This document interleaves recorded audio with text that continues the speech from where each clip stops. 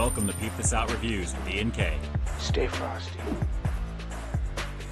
Sonic America's Drive-In debuts a new patty melt with a little Texas toast flair. But does that toast truly make this a better burger? Well, inquiring minds want to know, and by inquiring minds, I mean my own. Very curious to see what this one's all about. Take a look at the Texas toast patty melt from Sonic, and already we're greeted with a very thick Texas toast presentation here. It's all buttered up very nicely on the top. Let's take a look on the inside.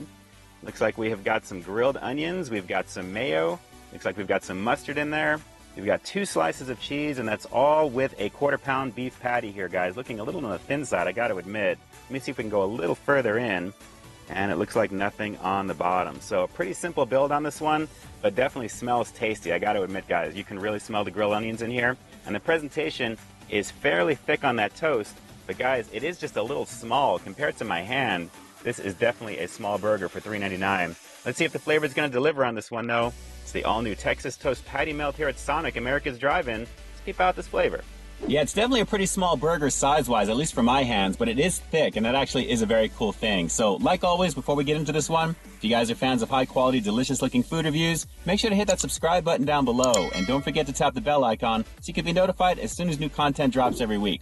Let's get into this one, guys. It's the all-new Texas Toast Patty Melt, brand new here at Sonic. It is thick. Mostly bread, though.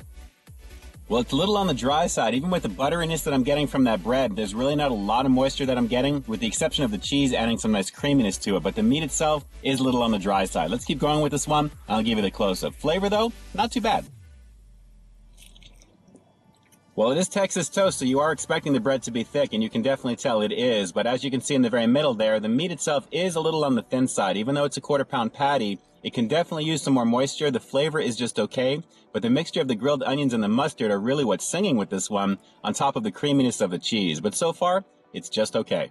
And thankfully, at least for me anyway, I'm not tasting really any of the mayo, which is a good thing because the flavor of the grilled onions along with the cheese and that mustard is a very potent combination. So the flavor is pretty much coming from that, with a little bit of the flavor from the beef after that. Believe it or not, it's really everything added on top of this patty melt that's singing on top of the beef. And I don't know if I like that too much, but I like the overall flavor of what this is. Even if it's a little on the small side, like I said, Texas toast notwithstanding, it's still just okay for what it is.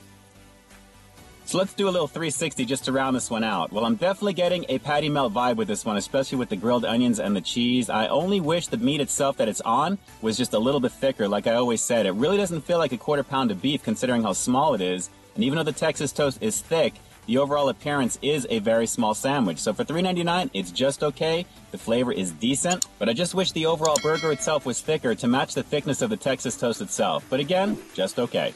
And let me also say, make sure you guys have plenty of napkins handy because there is plenty of butter top and bottom on this one, guys. My fingers are pretty lit up.